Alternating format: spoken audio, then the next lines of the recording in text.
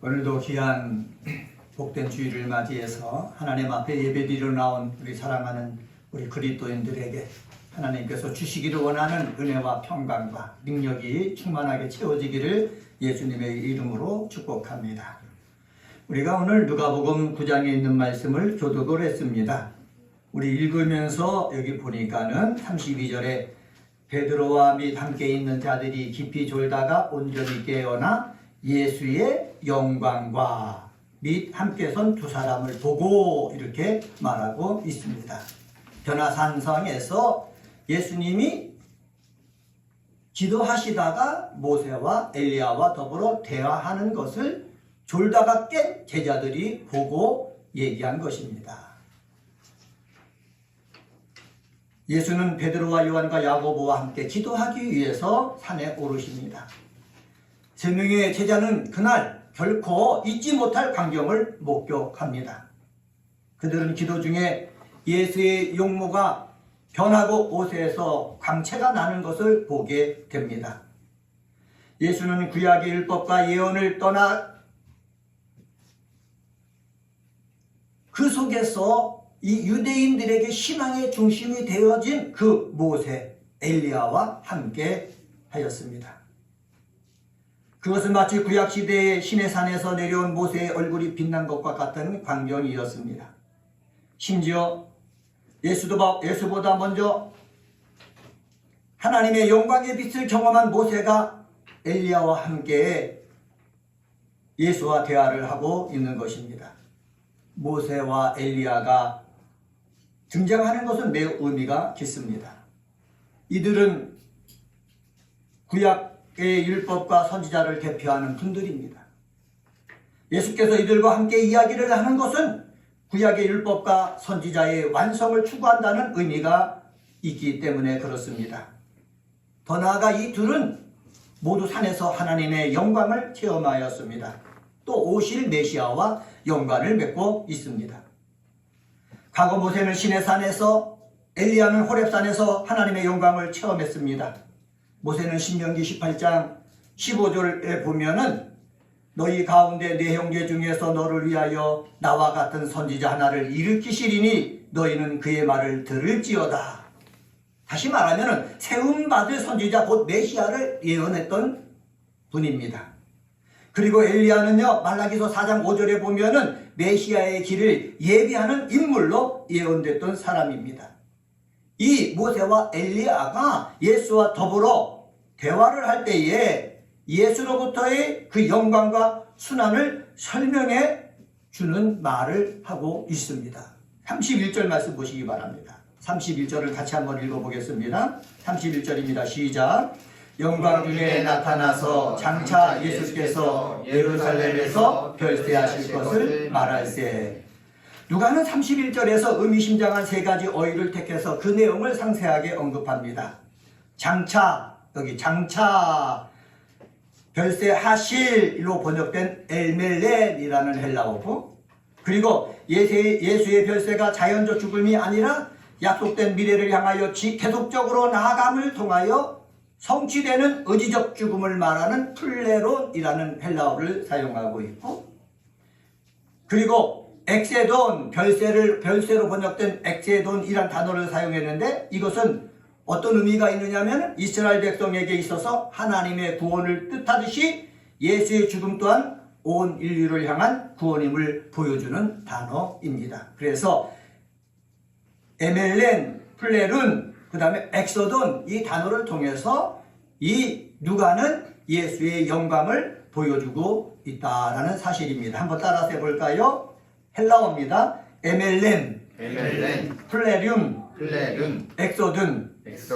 네, 이 에멜렌, 플레륜, 엑소돈을 통해서 예수의 영광을 보여주는데, 이 단어를 통해 갖고 어떤 것을 보여주느냐? 예수께서 그 영광을 얻기 위해 가지고 뭘 겪어야 된다고요? 순환을 겪어야 된다는 것을 보여주고 있어요. 그래서 여기서 제목을 제가 따왔거든요. 진정한 영광을 바라보는 자는 현재의 어려움을 이겨낸다라는 것으로 제목을 정했습니다. 한번 따라서 해봅시다. 진정한 영광을 바라보는 자는 진정한 영광을 바라보는 자는 현재의 어려움을 이겨냅니다. 현재의 어려움을 이겨냅니다. 네, 진정한 영광을 바라보는 자는 현재의 어려움을 이겨낸다는 것입니다.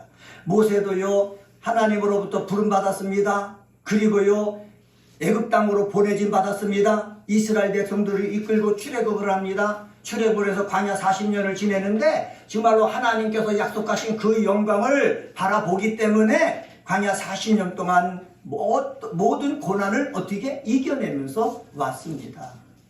예수 그리스도도 마찬가지입니다. 예수 그리스도도 인간의 몸을 입고 이 땅에 오셨습니다. 예수님께서 세례를 받으실 때 하나님으로부터 하늘에서부터 소리가 났죠. 성령이 임했죠. 이는 내 사랑하는 아들이다. 내가 기뻐하는 자다. 그 말씀을 예수님은 들었습니다. 그러면서 공생애를 시작을 했습니다. 공생애 시작할 때 모든 것이 다 평탄대로가 되어 있습니까? 아닙니다. 예수께서 이 땅에 오셔서 하나님의 뜻이 하늘에서 이룬 것처럼 이 땅 속에 이루기 위해서 많은 고난을 어떻게 겪고 이겨내면서 나아갔다라는 것을 성경은 우리에게 말씀해주고 있다는 사실입니다. 그런데 이런 하나님의 뜻을 우리는 모르면은 어떻게 되겠습니까? 예수를 따랐던 제자도 예수님을 통해서 고난을 받으면은 야, 나도 고난 때문에 힘들구나 생각하면서 예수와 멀어진다는 거예요. 믿음과 멀어진다는 거예요. 이것을 어디서 할 수 있습니까? 예수님이 십자가에 달려 죽으시고 무덤에 묻히자 뿔뿔이 많은 사람들이 흩어진 거예요. 그 중에 핵심 멤버들만 예수의 말씀을 붙잡고 기도했지 않습니까? 기도하면서 그 고난을 이겨냈던 것을 우리는 성경을 통해서 찾아볼 수가 있습니다. 자, 진정한 영광을 바라보는 자는 현재의 어려움을 이겨냈는데, 그러면 본문으로 돌아가서 이 베드로와 요한과 야고보 이 세 명의 핵심 멤버들인 이 제자들이 예수의 영광을 바라보게 하고 그리고 앞으로 다가올 그 고난을 이겨낼 수 있는 그러한 것들을 우리 주님은 가르쳐 주시기를 원하는데 이들은 실수를 범하고 있는 것이 있다는 거죠. 그것은 바로 무엇입니까? 32절, 33절을 통해서 찾아볼 수 있는데, 나의 감정을 유지하기 위해서 초막집을 짓는 실수를 하고 있다는 거예요. 한번 따라서 해봅시다. 나의 감정을 유지하기 위한 초막집을 짓지 말라. 나의 감정을 유지하기 위한 초막집을 짓지 말라라고 이 성경을 통해서 하나님은 저와 여러분에게 말씀하고 있습니다. 자, 다시 본문으로 돌아가겠습니다. 베드로와 함께 있는 제자들이 졸았습니다. 졸다가 깨어보니까는 예수님이 영광 중에 계시는 거예요. 모세가 있는 거예요. 그리고 엘리야가 있는 것이에요. 그 광경이 너무너무 좋은 것입니다. 야, 신나는 것입니다. 그 환경 속에 딱 들어가 보면 말로 표현할 수가 없는 거예요. 그러니까는 이 베드로가 자기가 하는 말이 무엇인지도 모르면서 이렇게 말합니다. 33절 말씀입니다. 33절 말씀 같이 한번 읽겠습니다. 시작. 주여, 우리가 여기 있는 것이 좋사오니 우리가 초막셋을 짓되 하나는 주를 위하여, 하나는 모세를 위하여, 하나는 엘리야를 위하여 하사이다 하되 자기가 하는 말을 자기도 알지 못하더라. 이 누가는요, 베드로에게 두 가지 영적 무지가 있음을 여기서 증거하고 있습니다. 하나는 우리가 초막셋이라고 표현하고 있습니다. 여기서 우리가 초막셋이라는 표현 속에 보면은 이 베드로는 예수님을 모세와 엘리야와 동일시하고 있다는 거예요. 그리고 우리가 쥐떼라고 하는데 여기서 우리는 베드로 자신을 포함한 야고보와 요한을 가리킵니다. 그리고 이 셋은 누구를 가리킵니까? 예수와 모세와 엘리야를 가리키고 있는 거예요. 예수님을 모세와 엘리야로 동일시할 뿐만 아니라 자기 세 명이니까는 한 사람은 예수님과 함께 초막집을 짓고 또 한 사람은 모세와 함께 초막집을 짓고 거기에 거하고 또 한 사람은 엘리야와 함께 초막집을 짓고 거기에 거하면서 지내자는 거예요. 왜? 이 유명한 대표가 되는 사람들과 함께 지내는 것이 얼마나 복되고 신나겠습니까? 자기 감정의 만족을 위해서 초막셋을 짓자고 그러는 거예요. 또 이들의 무지가 무엇입니까? 예수는 이 땅에 머리 둘 곳이 없다고 그랬어요.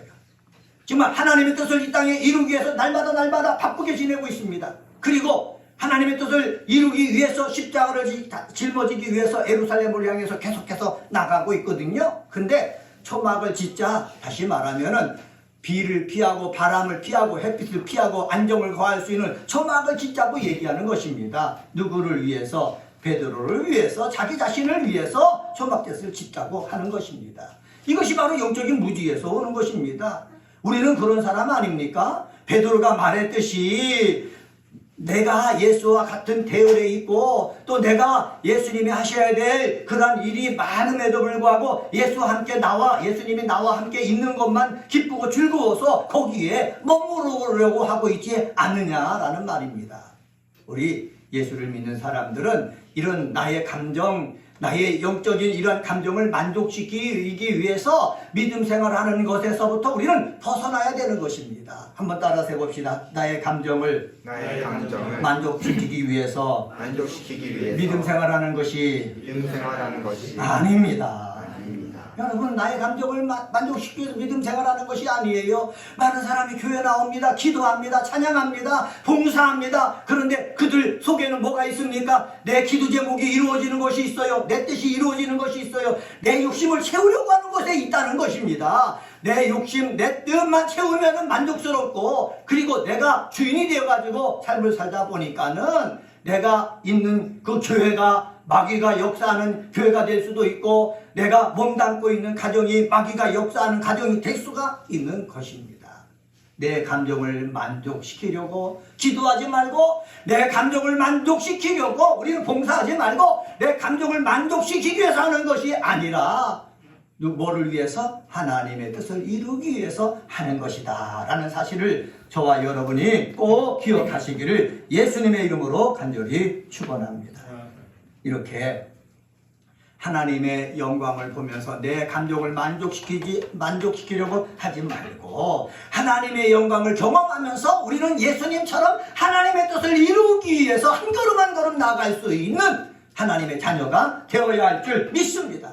사도 바울이 그런 거예요. 사도 바울이요, 자기가 가말리엘 문화에서 공부하면서 자기 영광을 위해서, 자기 뜻을 펼치기 위해서 유대교에 속해서 열심을 다하여 삶을 살지 않았습니까? 근데 사도 바울이 예수님을 만난 거예요.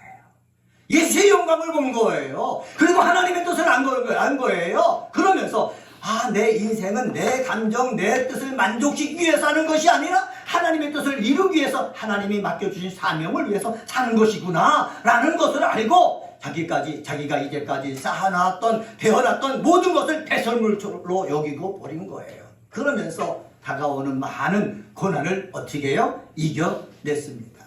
이러한 믿음의 사람이 저와 여러분이 되어지기를 주님의 이름으로 간절히 축원합니다. 두 번째로 34절서부터 36절을 통해서 찾아볼 수 있는데, 하나님 말씀을 통하여 하나님의 뜻을 알아가야 합니다. 한번 따라서 해봅시다. 말씀을 통하여 하나님의 뜻을 알아갑시다. 베드로는 태어나면서 유대인이었습니다. 아마 남자였기 때문에 태어난 지 8일 만에 아마 어부였지만은 할례를 받았을 것입니다. 그리고 어려서부터 모세의 오경에 있는 그 율법들을 듣고 외웠을 것입니다. 여러분, 이스라엘의 위대한 점이 무엇인 줄 아십니까? 그 직업이 무엇인지 간에 할례를 받고 그의 부모가 어떠하든지 간에 하나님 말씀을 외우면서 자랐다는 것에 그들의 위대한 점이 있다는 것입니다. 그런데 하나님의 말씀을 외우고 읽고 있었어도요, 삶을 살면서 하나님의 뜻을 발견하기는 어렵습니다. 저도 목사인데 성경을 읽지 않습니까? 매일마다 성경 말씀을 묵상하고 있지 않습니까? 그런데 삶의 현장에서 하나님이 나에게 무엇을 원하시는지 하나님의 사명을 내가 발견하기가 쉽지 않다는 것입니다. 목사도 오늘 이 순간 내가 해야 될 일을 해야 될 것이 무엇인지 발견하기도 힘든데, 우리 사랑하는 그리스도인은 어떻겠습니까? 삶의 현장에서 내가 오늘 어떤 일을 해야 하나님의 뜻을 이루는 것이구나 라는 것을 쉽게 발견할 수 있습니까? 발견하지 못한다는 거예요. 베드로와 요한과 야고보도 예수님과 더불어 기도하러 왔다가 예수님이 영광을 보고 모세와 엘리야와 더불어 얘기하는 모습을 보고 감정이 막 격해졌잖아요. 그런데 조금 지나니까는 구름이 몰려오는 거예요. 모세와 엘리야는 살아버리고 그 구름 속에서요, 음성이 들리는 거예요. 그 음성이 무엇입니까? 여러분 한번 성경 한번 보시기 바랍니다.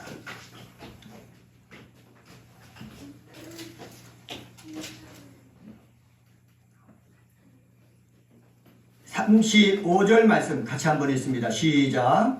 구름 속에서 소리가 나서 이르되 이는 나의 아들 곧 택함을 받은 자니 너희는 그의 말을 들으라. 너희는 뭐를 들으라? 그의 말을 들으라. 우리 한글 개역 개정판 성경에는 그의 말을 들으라 라고 번역되어 있지만은 여러분 이 헬라어 원문을 보면은 말이라는 것이 없어요. 그래서 이 말이라는 것이 없기 때문에 직역하면 이렇게 직역할 수 있습니다. 너희는 저를 들으라.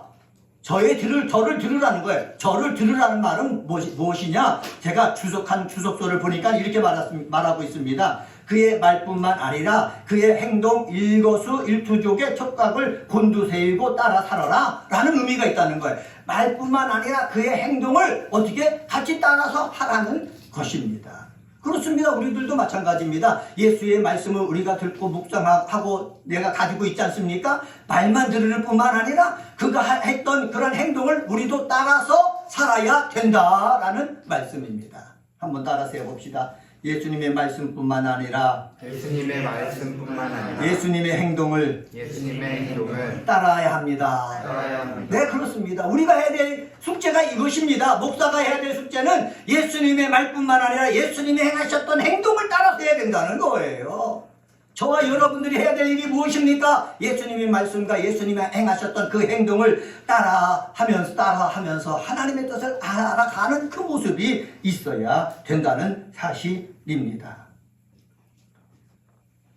베드로와 요한과 야고보는 예수님을 통해서 배웠지 않습니까? 예수님이 하신 이적을 체험했지 않습니까? 그래서 베드로는 고백하지 않습니까? 그리스도는 하나님이시다. 고백을 했습니다. 고백을 했지만은요, 입술의 고백뿐이고 삶 속에서는 그 고백대로 되어지지가 않는 거예요. 이게 안타까운 거예요. 예수는 그리스도라고 고백했으면은 말뿐만 아니라 삶 속에서 그 고백한 대로 행동이 계속해서 따라줘야 되는데 그러지 못하는 거예요. 자기 감정, 자기 뜻대로 주장을 내세우면서 살아간다는 거지요. 이런 베드로에게, 이런 야고보와 요한에게 우리 그분 속에서 하나님이 말씀하시기를 어떻게 말씀을 통해 가지고 내 감정, 내 고백 그것만 살지 말고 하나님의 뜻을 알아서 행동을 하라라는 말씀입니다.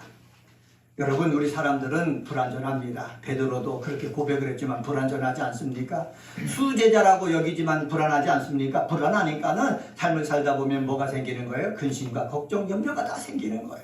근심과 걱정과 염려를 하면서 지내니까는 하나님의 영광을 바라봐서도 금방 근심과 걱정이 몰려오게 되다 보니까는 하나님의 영광이 내 속에서 사라져버리는 거예요. 이 근심과 걱정을 우리는 어떻게 해요? 물리쳐야만 하나님의 뜻을 이룰 수가 있습니다. 하나님의 영광을 바라보는 자는 삶 속에서 찾아오는 근심과 걱정을 이겨내는 믿음의 사람이 되시기를 예수의 이름으로 간절히 축원합니다. 한번 따라서 해봅시다. 삶 속에서 다가오는 근심과 걱정과 염려를 이겨내자. 이건 목사의 숙제예요. 저의 숙제예요. 저만의 숙제입니까? 여러분들의 숙제도 되는 것입니다. 369장에 보면 죄짐 맡은 우리 구주라는 찬송이 있습니다. 죄짐 맡은 우리 구주 어찌 좋은 친군지 근심 걱정 무거운 짐 우리 주께 맡기세. 근심 걱정 무거운 짐을 우리 주께 맡기라는 말은 무엇입니까? 이겨내라는 말 아닙니까? 근심 걱정 무거운 짐 아니신 자 누군가 피난처는 우리 예수 주께 기도드리세. 근심 걱정 무거운 짐 없는 사람 없다는 거예요. 우리 주님 앞에 나가서 기도하면서 주님이 이겨냈듯이 우리도 이겨내는 삶을 살라고 말씀하시는 것입니다. 내가 꼽히는 교회 그리스도인 여러분, 하나님의 말씀을 통해서 하나님의 뜻을 알고 하나님의 뜻을 알았으면 여러분 삶 속에서 찾아오는 근심과 걱정과 두려움을 믿음으로 이겨내는 귀한 하나님의 자녀가 되시기를 예수의 이름으로 간절히 축원합니다. 세 번째로 37절서부터 45절을 통해서 찾아볼 수 있는데 지속적으로 기도하라는 것입니다. 한번 따라서 해봅시다. 지속적으로 기도합시다. 신정한 영광을 바라보는 자는 현재의 어려움을 이겨내기 위해서 지속적으로 기도해야 된다는 것입니다. 예수님은 하나님의 아들로 이 땅에 오셨습니다. 그리고 오시면서 말씀을 가지고 증거했습니다. 천국에 대해서 말씀해 주셨습니다. 병자를 고쳤습니다. 귀신을 내쫓았습니다. 죽은 자도 살리셨습니다. 이런 능력을 가지고 계신 분이 시간 있을 때마다 어떻게 해요? 기도하는 삶을 살았다는 거예요. 우리도 시간 있을 때마다 기도하는 믿음의 삶을 살아야 될 줄 믿습니다. 여러분, 기도는요 꼭 기도원에 가서만 기도해야 된다고 기도하는 것입니까? 아니에요. 삶을 살면서 여러 가지 일이 있다면 기도하는 거예요. 그래서 하나님 뜻을 묻는 거예요. 그리고 분별력을 달라고 하는 거예요. 하나님, 이 순간 내가 어떤 말과 어떤 행동을 해야 됩니까? 자꾸 하나님과 대화하면서 하나님의 뜻을 쫓아가려고 애쓰는 모습이 우리 속에 있어야 된다는 거예요. 그럴 때만 하나님의 능력이 우리와 함께하는 것이고, 그럴 때만 성령의 역사가 우리를 통해서 행하는 것입니다. 금식하면서 뭐 기도한다고 해서 그런 능력이 나타나겠습니까? 아닙니다. 예수님이 변화산상에서 내려오니까는 사람들이 웅성웅성거리고 있습니다. 거기에는 서기관도 있고 자기의 아이를 갖고 온 아버지가 있는데, 거기서 자기 제자들과 서기관들이 변론을 하고 있는 거예요. 다툼을 하고 있는 거예요. 예수님이 내려오는 것을 보고 이 아버지가 얘기합니다. 내 아들이 귀신 들려가지고 고통 속에 있는데 당신의 제자들한테 쫓아달라고 내가 청했지만은 그들이 하지 못한다, 이렇게 얘기하는 것입니다. 이 얘기를 들은 예수님의 마음이 어떠하겠습니까?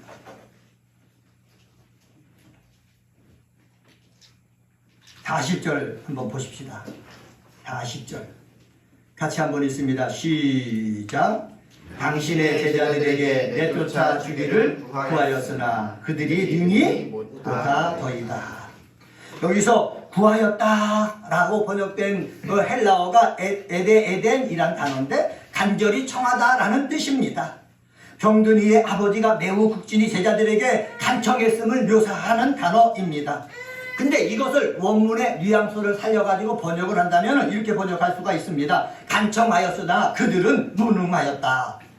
예수님 앞에 제자들에 대해서 얘기하는 것입니다. 내가 제자들에게 간청했지만 그들은 무능해가지고 내 문제를 해결해 주지 못했습니다. 내 아이의 병을 고쳐주지 못했습니다. 내 아이 속에 들어가 있는 더러운 귀신을 쫓아내지 못했습니다. 이렇게 예수님 앞에 얘기하는 것입니다.